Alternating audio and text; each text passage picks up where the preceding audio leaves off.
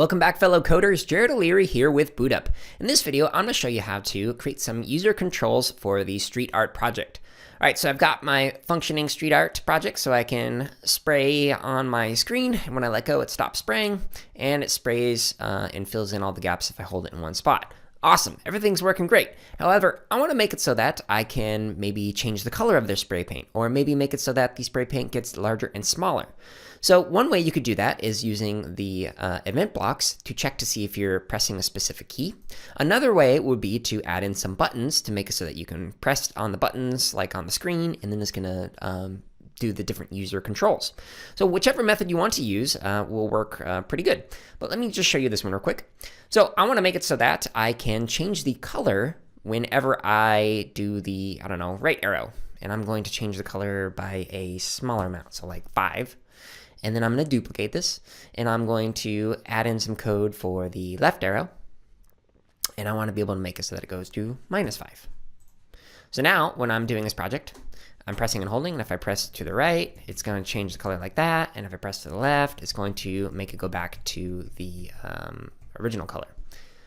Cool, so that's awesome. Now some other things that I could do is I could go in and instead of changing color, maybe I'll change something else on here, or maybe I can change the size to make it larger and smaller, or maybe I want to even add in a control that's going to actually erase everything. Whatever. Now, whenever you're making any of these changes with the looks blocks, just make sure that you create a reset function. So let me show you how to do that. So I go into my blocks, I click make a block right here, and then I'm going to just name this something like reset. I don't need any of this other stuff down here. Say OK. And now I have a new block. And for this one, I want to call it, let's say whenever I press the spacebar, and at the very beginning. So I want to make sure that the sprite starts with the correct color and all that. So what I'm going to do is say that when I press spacebar, I'm going to reset.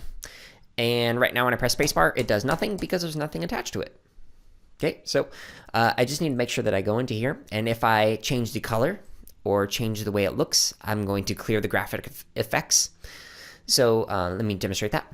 So I'm holding, and I've got these different colors.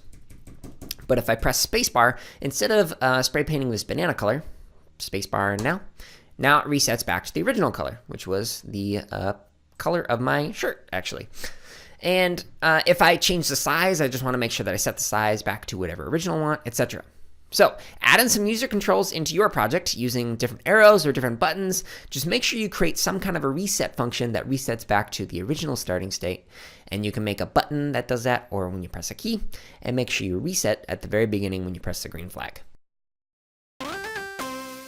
Hey everyone, if you're watching this on YouTube, go ahead and like, comment, and subscribe. If you're not watching us on YouTube, you can find us on that platform as well as other social media outlets by searching for BootUp PD. And if you're looking for more free lessons, projects, and resources for teachers and students, visit us at bootuppd.org, where you can also learn about our high-quality professional development.